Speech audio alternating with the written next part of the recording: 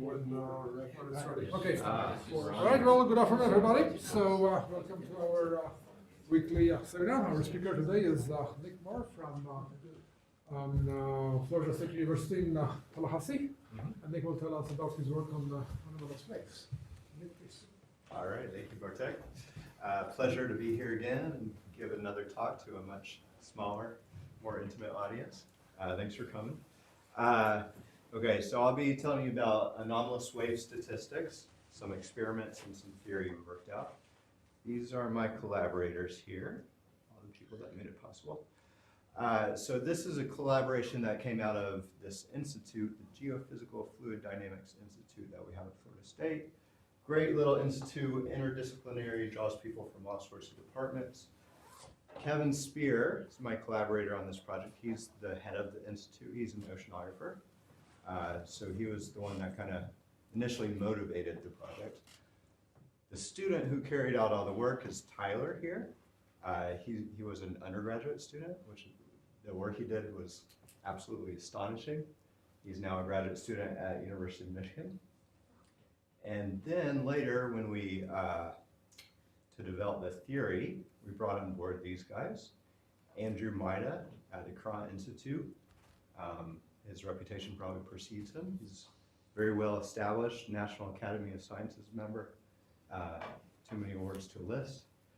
And his postdoc D. also at Cron. Okay, so rogue waves is the topic. I believe this is even exactly the same image that Peter Clarkson showed during his talk. Yes. Who took the photo? Perhaps you can edit. What's that? Who took the photo? Oh, I assume Peter did. Oh, all right. Where? Is this actually a picture? It's a picture from the internet, so who knows for sure. He's from a BBC program. From a BBC program. So this is just to give you the mental image. Where this picture is taken from, Who right? took Okay. it? That's the point. Yeah, It's another kind of ship that's taken about from the to. side. Maybe a helicopter. A helicopter. Coast Guard. It's Probably probably. Probably compass. So, but the point is, you should be thinking of really big waves. That's the point of the talk. That's essentially what a rogue wave is. Scientists, of course, have a way to quantify how big is big enough. And this is the technical definition, twice the significant wave height, and this is, some measure of the average size of waves in the surrounding wave field. So that's a rogue wave. It has to be at least twice that. There's other definitions, 2.2 times that or 3 times that, whatever. But it means a abnormally large wave. And the significant wave would be within the bunch of waves that are happening at the time. Yeah. So you have to pick some time frame to study. Here's how I like to think of rogue waves. I think it gives a more intuitive grasp. If you have Gaussian statistics, so if the displacement of the free surface are dictated by Gaussian statistics, then 1 out of 30,000 waves will satisfy this definition. So that means rogue waves are very, very rare if you have Gaussian statistics. Now, if you have some sort of different distribution, for example, if you have header tails, then of course you can get rogue waves occurring more frequently. And that will be the theme of this talk. So rogue waves are fascinating in that there's not a single mechanism that gives rise to them. There's not a single reason we can point to and say that's the reason for rogue waves. There's a litany of possible mechanisms. Probably the most well-known is Benjamin-Fair instability, which is a modulational instability, which occurs in deep water. There's a calculation you can do with the Schrodinger equation to see that.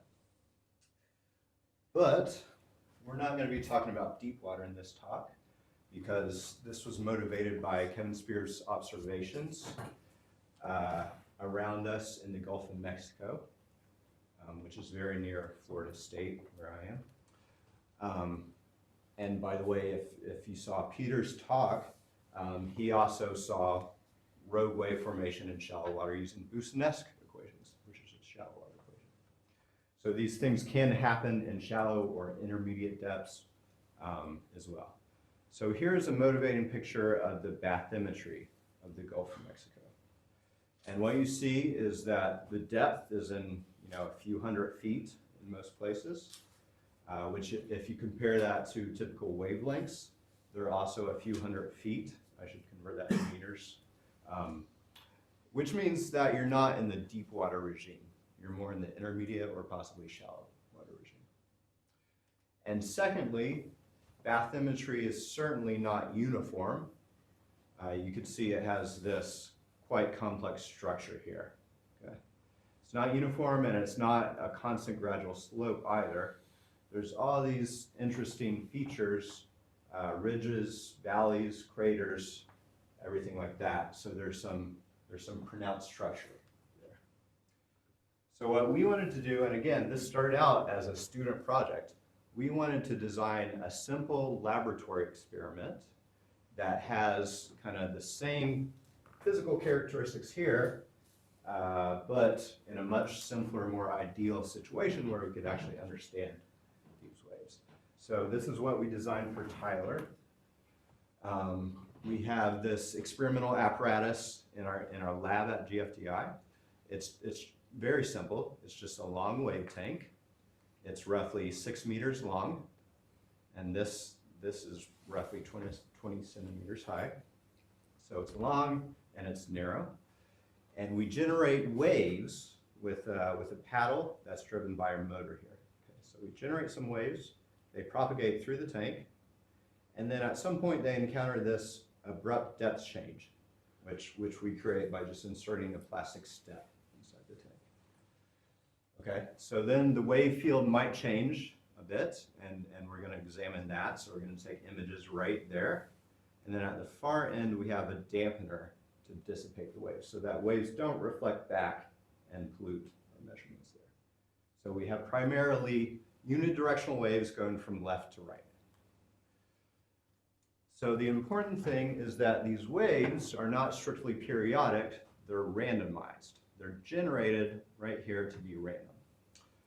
And we do that by prescribing this paddle angle, I call it theta here, prescribing that function of time according to this formula, which is a superposition of cosine waves, so periodic cosine waves, of evenly spaced frequencies, and the weights here are going to be Gaussian in spectral space. So all that part so far, what I've described is deterministic. These weights are Gaussian, and that's deterministic. The randomness comes in the phases. These phase differences are uniformly distributed random variables.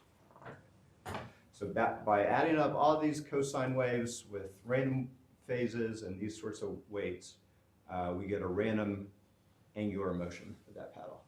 It makes some sort of random walk, which is not simply routing motion, but some sort of flavored randomness. Okay, so the main control parameter that I'll use is this thing out here, which sets the overall amplitude of the wave motion. Okay. So what we do, practically speaking, we generate a list of pseudo-random numbers corresponding to this time series, and then we simply multiply it by whatever amplitude we choose, and then use that to drive the paddle here. And that paddle, of course, creates the waves. Okay, so that's our randomized driving, and let me just show you a movie so you see how this all works out. You see the waves passing left to right over the depth change right here, just a plexiglass step here. And you could see that you don't simply have periodic waves. Sometimes the wave field is relatively quiet, sometimes there's a big wave, like you see there. So we'll be studying the statistics of those waves.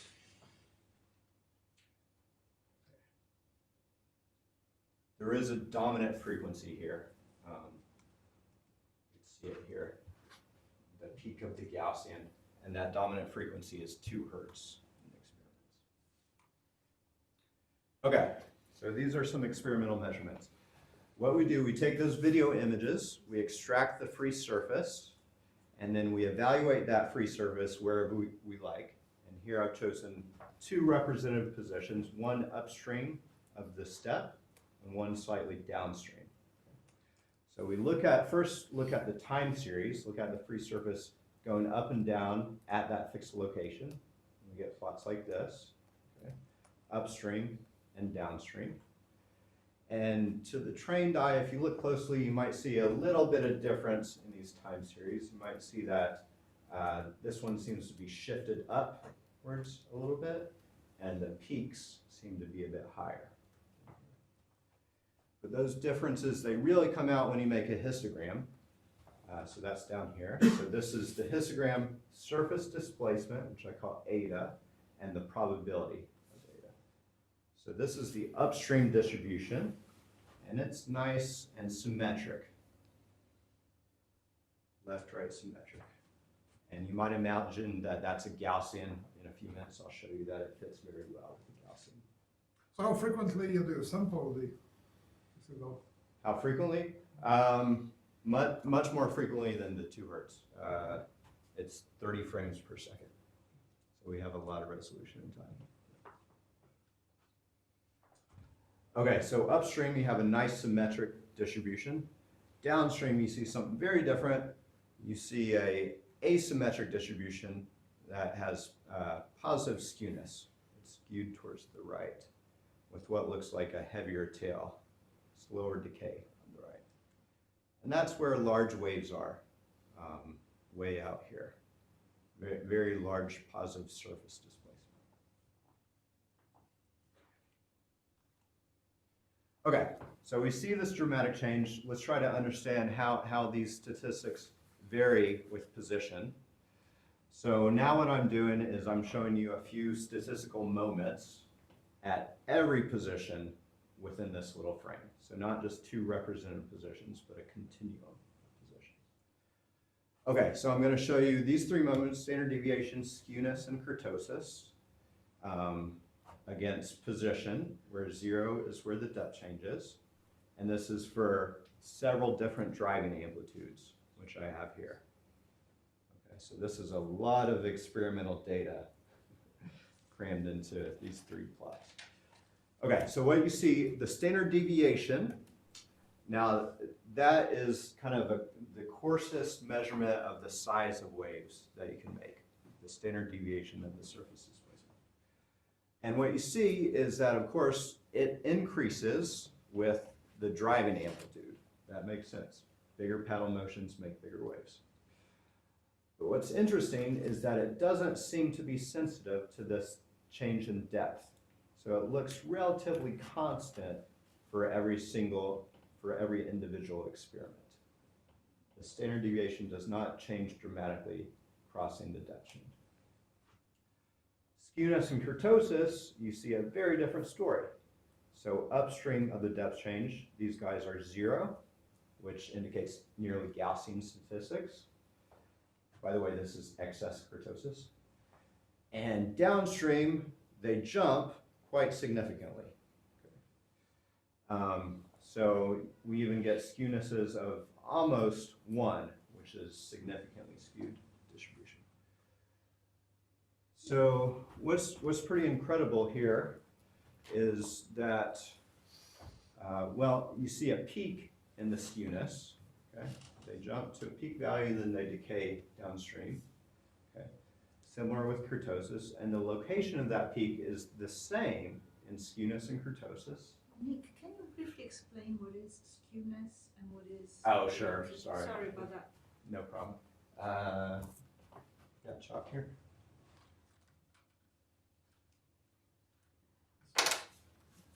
In words. Plenty of chalk Over there. In words, skewness is the 3rd moment and kurtosis is the 4th moment.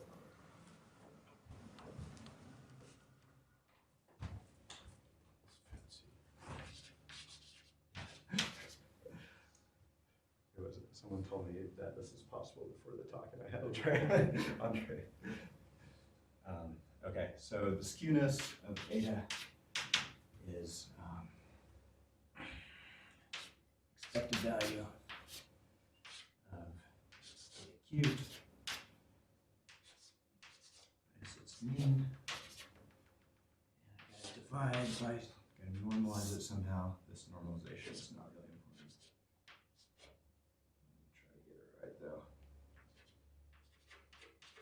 Okay, so shifted and normalized third moment. Intuitively, what it is the asymmetry in a PDF.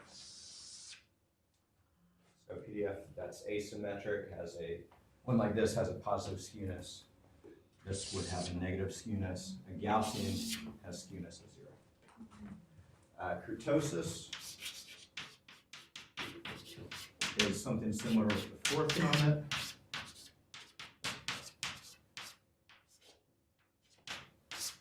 And I'll just put some constant here. I don't care what it is. So normalized shifted fourth moment, and it tells you something about how heavy the tails are, how slow the distribution is.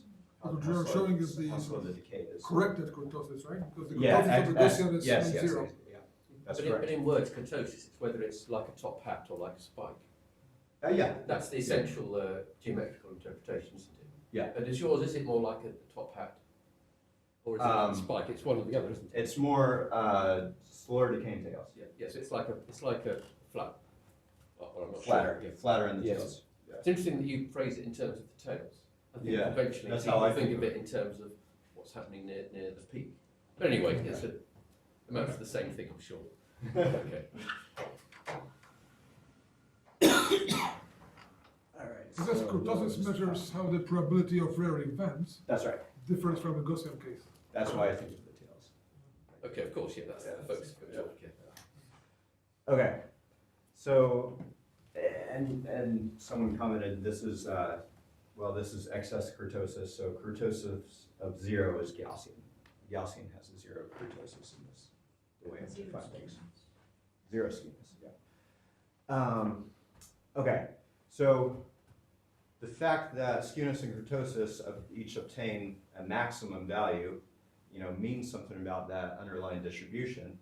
It means, first of all, that it's not symmetric, right? And secondly, that it has these slower decaying tails, which indicates more rare events. So they both decay further downstream. That's probably due to dissipation in the wave field. But this peak, the location is the same, and it's the same for every single driving amplitude. So it's like a magic position where the deviation from Gaussian statistics is optimized. Okay, so let's go back and examine the distributions in detail right at that magic position. It's about 15 centimeters downstream of where the step is. And well, that's actually this distribution that I already showed you. So you know, I picked that with hindsight.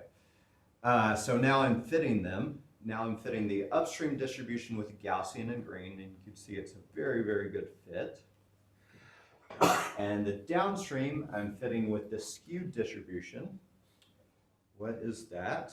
Well, we just stumbled upon this just by trying out a few different distributions from a statistics textbook. Go through the list and try a few of them, and we found that the gamma distribution fits our experimental data very, very well. Didn't know why at the time. Still don't have a full understanding of why, but just an observation. So this is what the gamma distribution is, okay? It's, first of all, keep in mind the key variable is surface displacement, eta, okay? So it's exponential decay in eta, right? So in contrast to Gaussian e to the minus eta squared, this is simply e to the minus eta, so a slower decaying tail. So that's the most important part. The second most important part is this. It has an algebraic component, has a power law here, which really only shows up on the left side of the distribution. So this is compactly supported on the left side. And then the power, the relevant power is alpha. Okay, alpha shows up here and here. And don't worry about all this junk. This is just to normalize it to make it a probability distribution. Okay, so that's a good fit for this one experiment. Now let me try it out for a set of several different experiments. So what I'm going to do is look at the statistics at that one magic position, 15 centimeters downstream of the depth change, for different driving amplitudes. So these are different experiments. I'm going to gradually increase the driving amplitude. So what we found was that for a really tiny driving amplitude, even the downstream statistics are nearly Gaussian. Okay. Once you cross a threshold, which is right around here, you start to see the skewness come out, and here I've fit it with both Gaussian and gamma. Okay. But once you're past that threshold, it's clearly a gamma distribution. The gamma distribution fits very, very well in every single case. And the only change that needs to be made is you have to alter these two parameters. We have a length scale, eta gamma here, and this power, which is called the shape parameter. Okay. So if you fit those two parameters, you could very, very accurately describe all our experimental measurements past this critical driving amplitude. So it's a robust fit. Did you say what the value of alpha was? Your good fit. Well, it's going to differ for different experiments, and I've got it here. Okay, so what I'm showing you here in these plots are the values of these two parameters which we fit to obtain these blue curves that I'm showing you. Okay, so we optimize the fit, minimize the least squared error, things like that. Okay, so first, this length scale parameter here. Okay, again, for very small driving amplitudes, statistics are Gaussian, so I can't even, make the analogy to the gamma distribution. I can't even extract a value. But once I cross a threshold, that length scale I can fit to a gamma distribution, and that length scale seems to grow linearly with driving amplitude.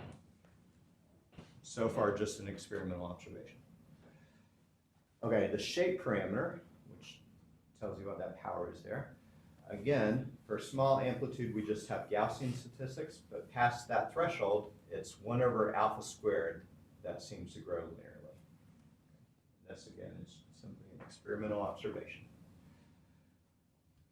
Okay, so there's a cute little calculation you could do with this information. You could calculate the skewness of the gamma distribution exactly, and the skewness only depends on that shape parameter.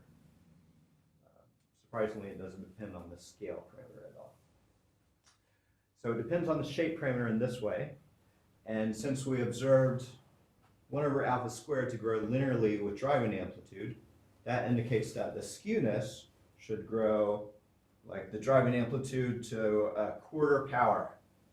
So a quarter power law prediction. So now I could go back and test that prediction in this experiments.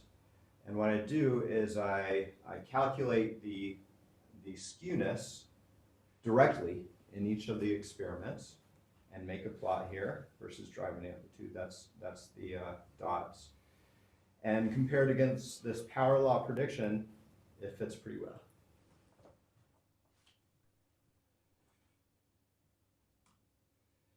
Okay, so now just a few more experimental observations before I get into the theory. We could also measure the surface slope in the experiments. So again, remember this is because we have optical measurements. We extract that entire free surface, that entire wavy free surface, and we just simply apply numerical differentiation to extract the slope at any given point in space. So this is something you could not do if you had a discrete set of wave probes, which is how most experimentals approach this. Okay. So this is an advantage to having a camera.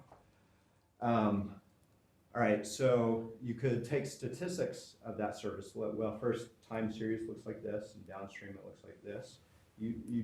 I think you could definitely see a difference here. The downstream time series, you see large negative surface slopes.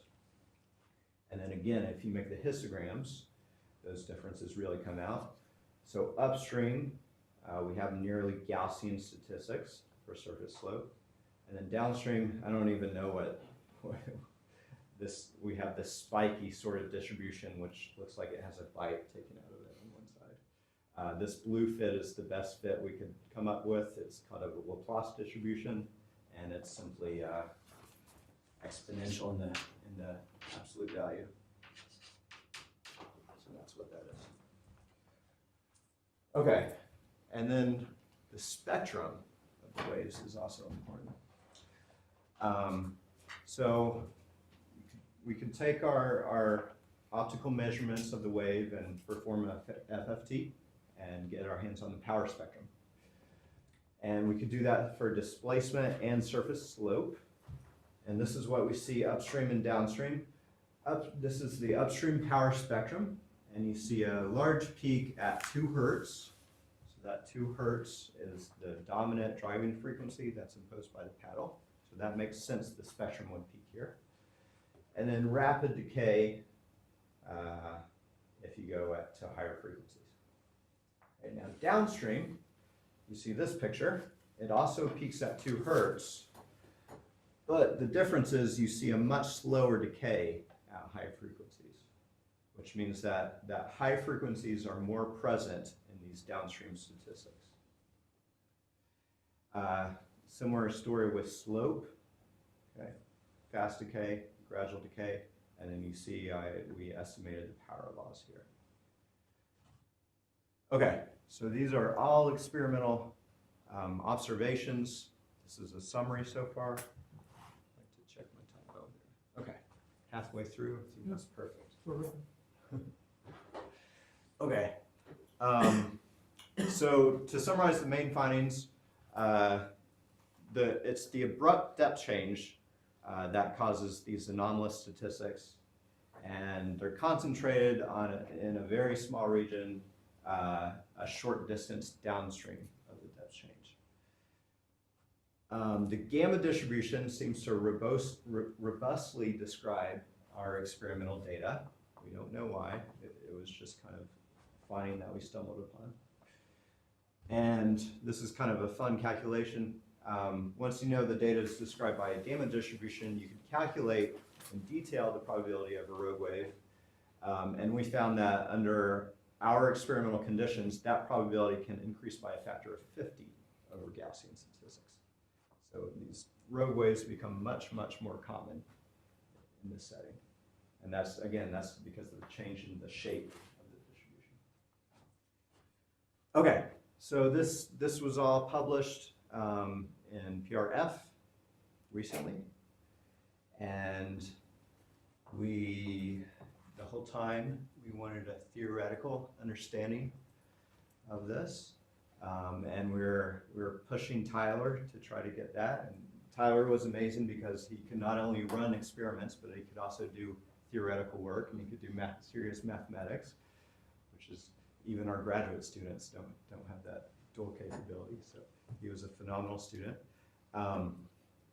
So we started him with some linear wave theory. Start with the simplest theory. If linear wave theory explains the experiments, no reason to go any further. So he created a nice numerical simulation to calculate the dynamics from linear wave theory using eigenfunction matching, where you match these two regions with different depth.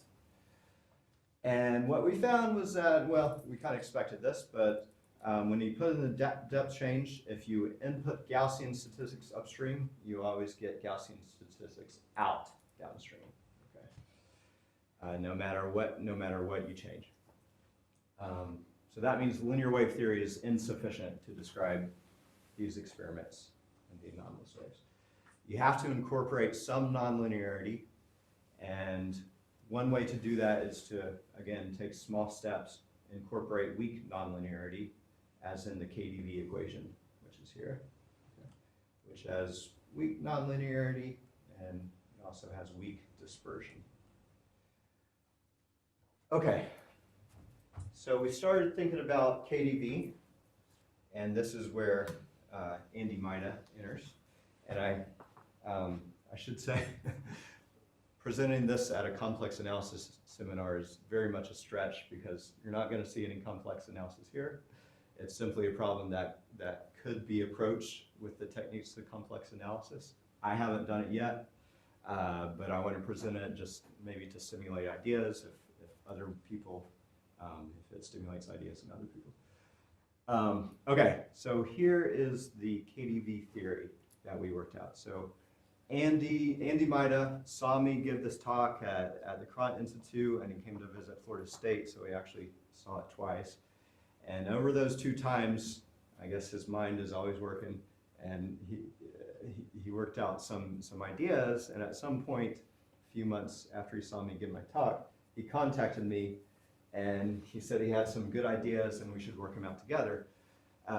So we did, and what amazed me is that it came together so quickly because every single idea he had just worked out without modification, which never happens for me. I have to revise my conjectures so many times, it's not funny. But here, so to give you some perspective, the experiments from training Tyler to publishing the paper took about probably 3 years total. This from the time Andy seen me give a talk to publishing the paper took on the order of 4 or 5 months total. So it was very quick. So the idea is based on truncated KDV, the truncated KDV system. Okay, and I'll tell you what that is. It builds off Andy's previous work on truncated Berger-Hopf, which this is the main reference, the CPAN paper in 2002. Okay, so truncated KDV. I'm going to switch notation on you. The surface displacement instead of eta is now called u. Okay, so you take your state variable u and you write it as a Fourier series, Fourier in space. Okay, where these coefficients can be time dependent. They are time dependent. And you simply truncate that Fourier series. Okay, so I introduced this projection operator at some wavelength capital lambda. You violently truncate that series. Okay, so this is what the truncated operator is. Okay, and you pass that truncated series through the KDV equation, okay, and places here where you have the nonlinearity, you have to truncate twice to de-alias. So essentially you're projecting the PDE onto a finite dimensional subspace. So what you obtain is a system of ODEs. Okay? And how big the system is depends on where you truncate. And this could be anything in principle. In practice, for us, it's usually about 20 or 30. So we have about a 20 or 30 dimensional ODE system. That's what we're studying. Questioning, so there must be some closure in this system, right? Because if you take the vanilla KDV and just apply the projection operator in it, it will not look like this. Because the nonlinear term will have u rather than u lambda. That's in the P lambda. Yeah, isn't it? that's where I truncated twice. Okay. Yeah. So yeah, there has to be some closure to tell you what to do with the small scales, and what we do is violently truncate. In a sense, it's elementary, isn't it? You just multiply out the 2 u lambdas, you get higher harmonics beyond the lambda, and you just chop them. Chop them up. So Yes, it's yeah. really brutal in a way. It is, yes. What you would do with a Fourier spectral method, but low resolution. Yeah, exactly. Yeah, you could think of this as a spectral method. Okay, so, now I have to incorporate the depth change as well, and that's here. So this is truncated KDV with a depth change that comes into these coefficients here. Okay. So these are dimensionless parameters. D is the dimensionless depth. So upstream D is 1, and downstream D is some value smaller than 1. And E is the energy, which we could simply think of as the drive, it's proportional to driving amplitude. Okay. So that enters this nonlinear term, the way of the nonlinear term here. Okay, so already you could kind of see the effect of the depth change. All right, if D changes from 1 to a small value, that's going to make this, let's say small value to a negative power. Oh God, it's too late in the day. That's going to make this larger, right? And positive power, that's going to make this smaller. So the depth change promotes nonlinearity and it suppresses dispersion. Okay, so TKDV has a Hamiltonian structure, much like the KDV equations. So the Hamiltonian, we break it up like this into a cubic component and a quadratic component. So H3, the cubic component, relates to surface displacement cubed. So that relates to something about the skewness of the wave field. And H2, quadratic component, is the energy of the surface slope.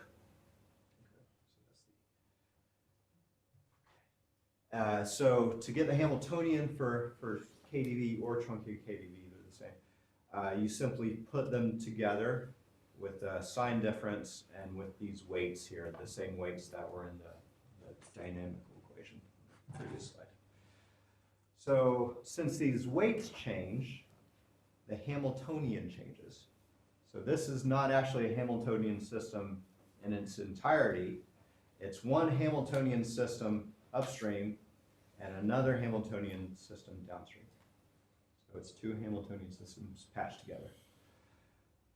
Now the form of the Hamiltonian is the same on both sides, but since the weight changes, the actual Hamiltonian changes. Okay, so you also have the energy here, simply the energy of this displacement as a conserved quantity. It's going to stay the same value for all time. And KdV has infinitely many of these conserved quantities. Truncated KdV only has these. It only has these two, and then also the mean of u, the momentum it's called sometimes. So you do lose something. You do lose at least something when you truncate.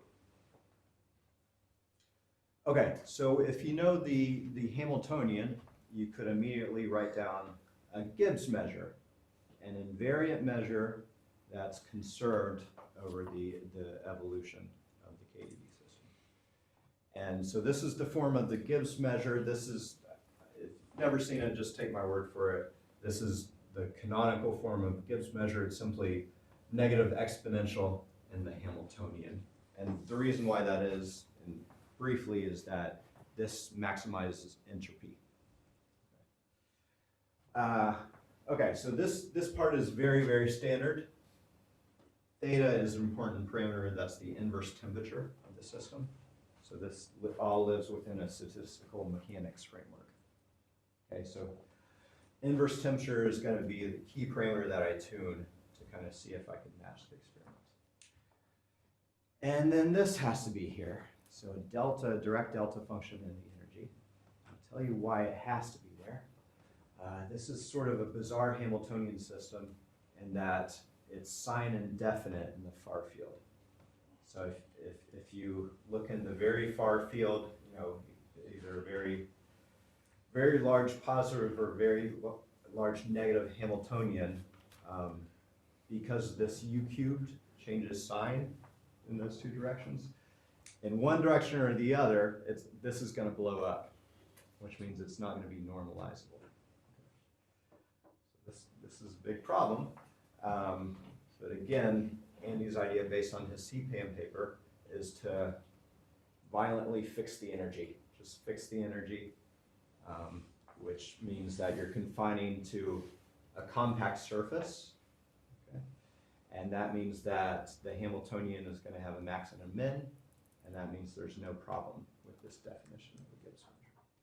So you get a normalizable distribution. But given that E equals 1, isn't that the right thing to do anyway?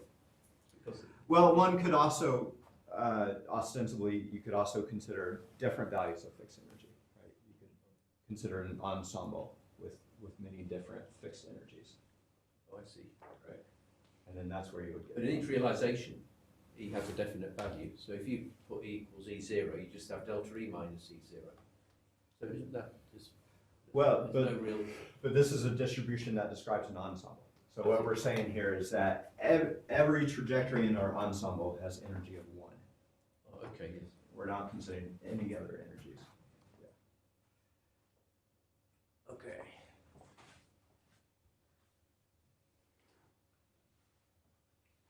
Okay, so any other questions? So the first thing that we did here, just kind of as a check to make sure that it's appropriate to use truncated KDV, is we ran some numerical simulations. Okay, so these are numerical simulations of that truncated KDV system, so solving a system of 20 ODEs.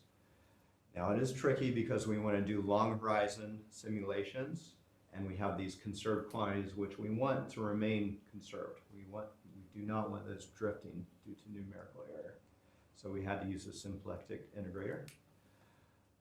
So we pull out some initial condition from that Gibbs measure that I mentioned, and then just run the system forward in time. And this is what we see. These are the wave dynamics upstream, okay? And then crossing the depth change, you see a definite qualitative change in the wave dynamics. Okay, so how about the statistics?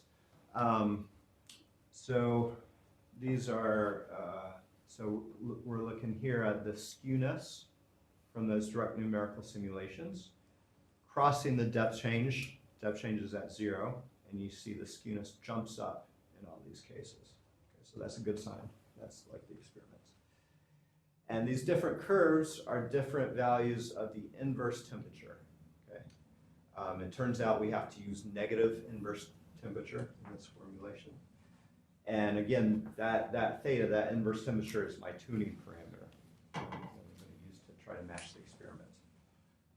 Okay, similar for kurtosis. And now let's look at the corresponding PDFs of surface displacement. They're here. Red is the upstream or incoming distribution. It always looks nearly symmetric. And then blue is the outgoing distribution past the depth change. And you can see as I ramp up the inverse temperature, it looks more and more asymmetric, more and more skewed, like the experiments. Okay, so this is the same plot, but on a log scale and compared to the gamma distribution. And you can see that for larger inverse temperature, that outgoing distribution does match a gamma distribution pretty well, just like the experiments. So that's an indication that we're on the right track. Here, I think I'll just kind of briefly mention, this is the energy spectra, and the key point here is that incoming, you have a pretty steep decline in the energy spectra, but the outgoing wave field, you have a slower decay in the spectrum. So all those features are consistent with our experimental measurements.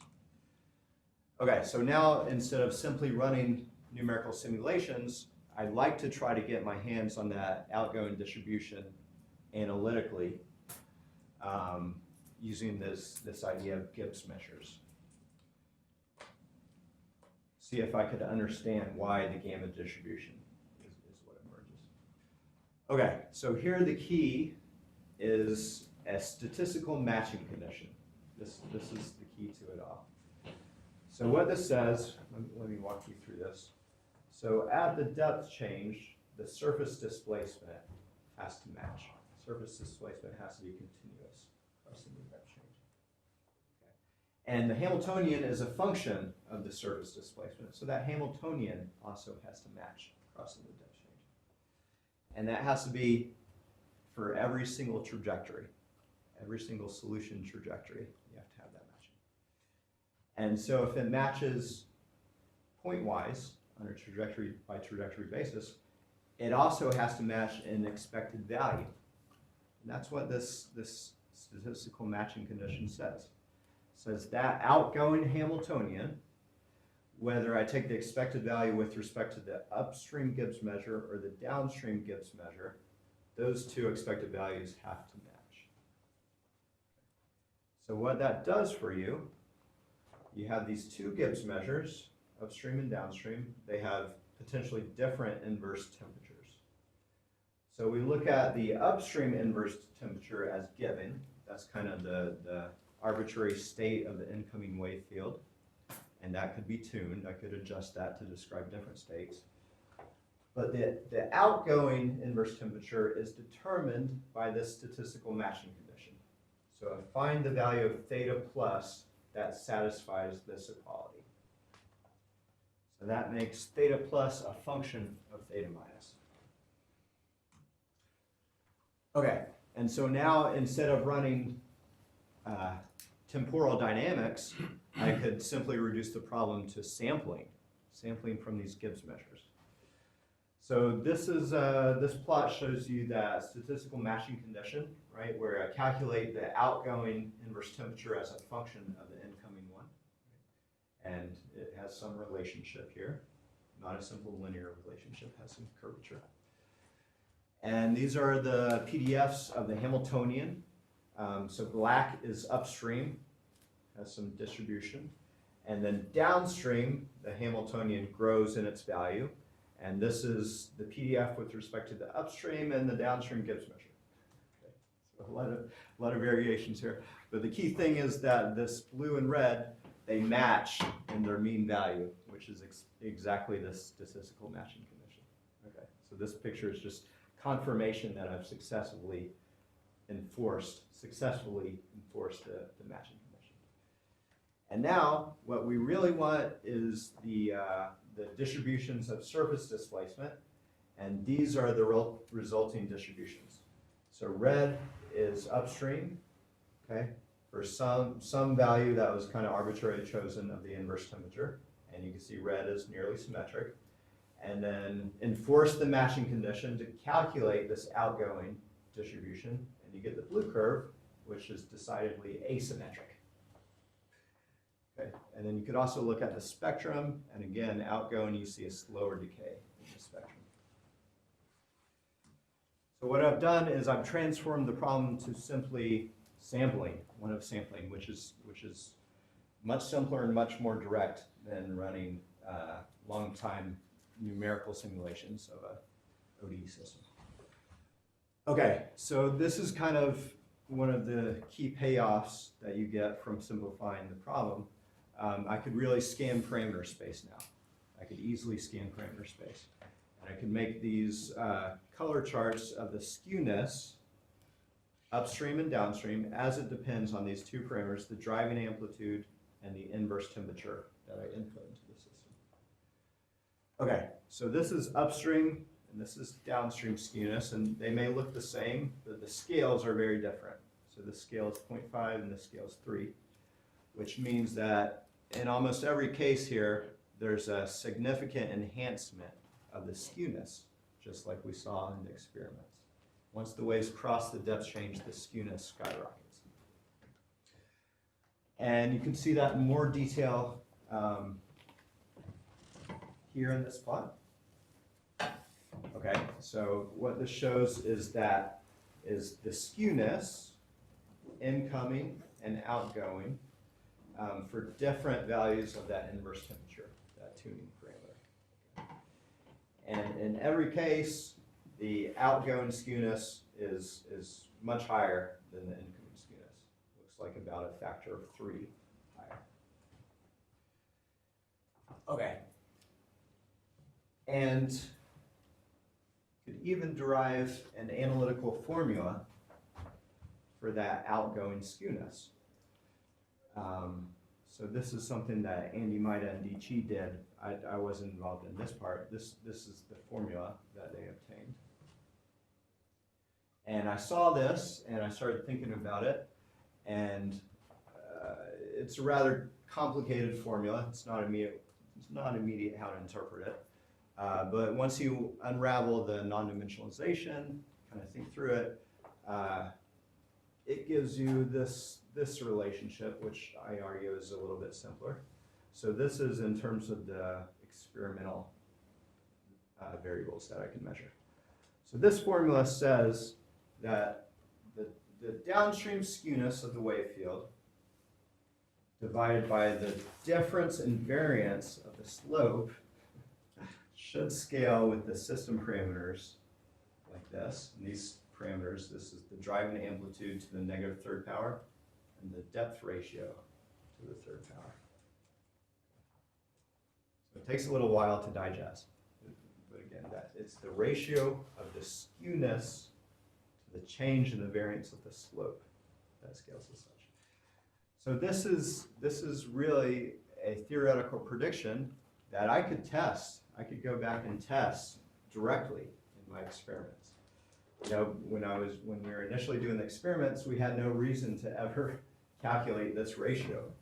Okay, but now that we have the theory, well, let's actually calculate this ratio and see if it scales as predicted. So that's what we did, and this is very recent. This is even unpublished data.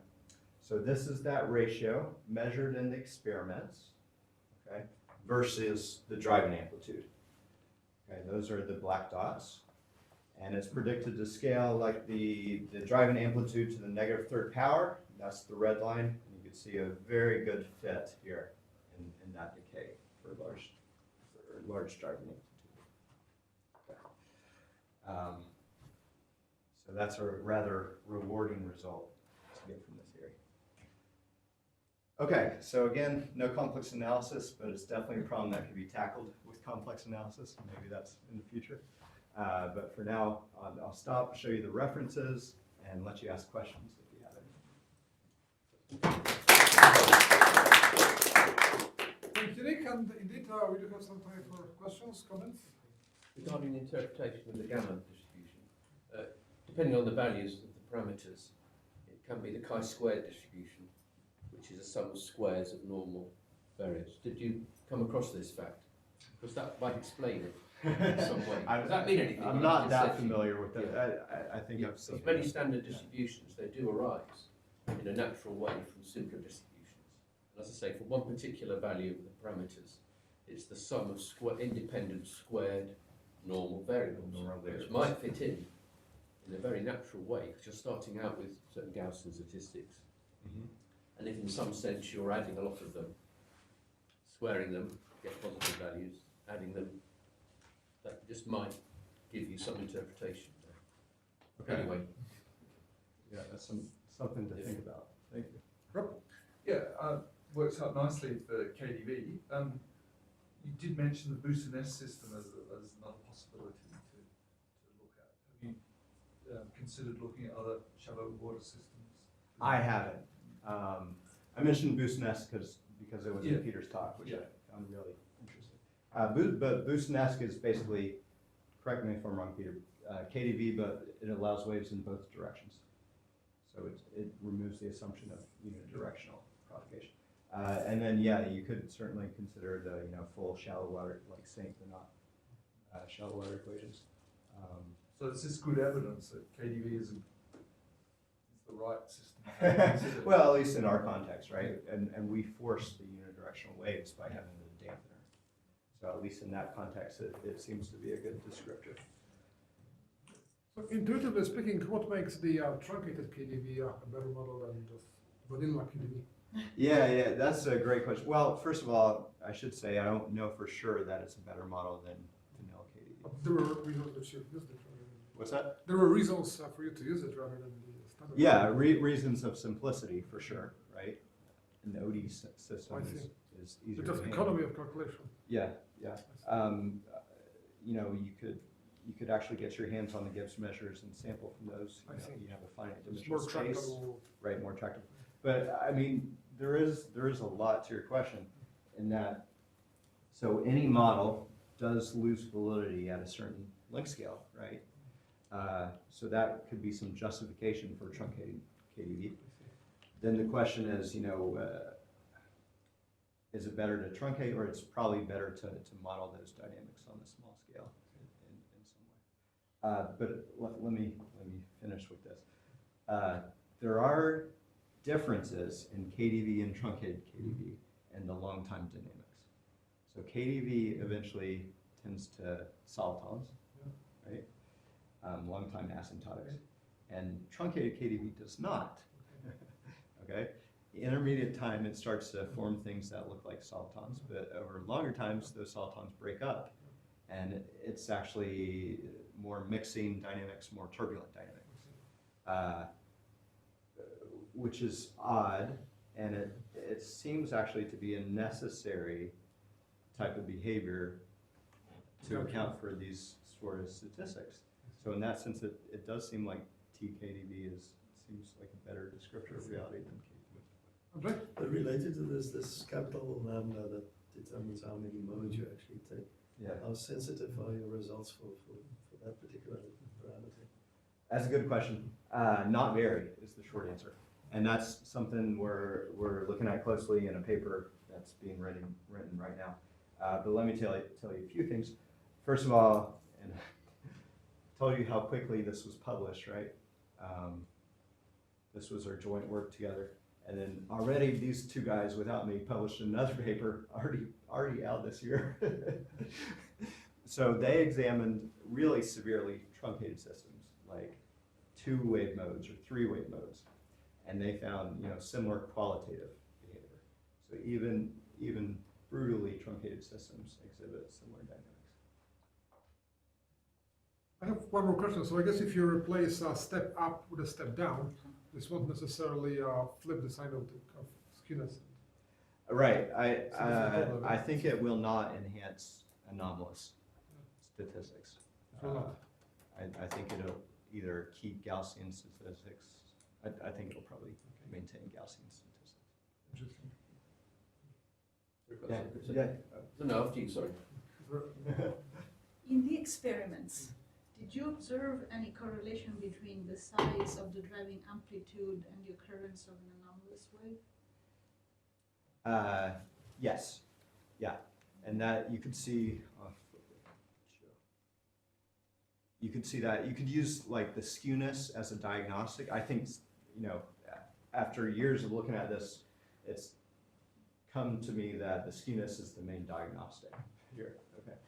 So if you use that as your kind of proxy for anomalous behavior, you could see that, yeah, for tiny driving amplitude, you don't get a very large skewness enhancement.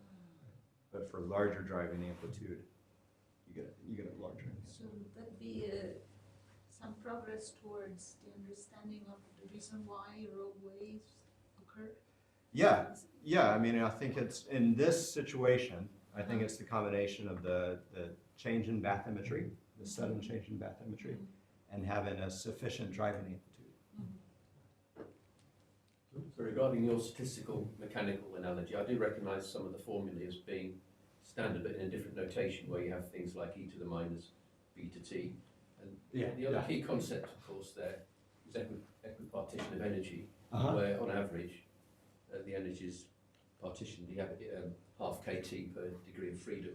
So I wondered if you were thinking with that MIDA approach, whether in the background what's really underlying it is an equipartition principle, and what you're generating in this formula you showed is the liability of statistical fluctuations, which just go like e to the minus whatever it is, kT or whatever. Yeah, equipartition holds in our scenario. It holds for 0 inverse temperature. But as soon as you change that inverse temperature, the states are no longer equipartitioned, and that's in fact associated with the decay of the spectrum. So you get a very definite violation of equipartition. That's very interesting indeed. Yeah. I think from the point of view of analogies, that's fundamentally different That from was what's in the world around. the originals of the spectroscope paper, the aim to investigate that. Oh, so it's obviously it's not exactly original idea. Anyone who's and did they get some definite conclusions when they investigated that? Oh, okay, very interesting. Right, if there are no other questions or comments, let's thank Nick one more time.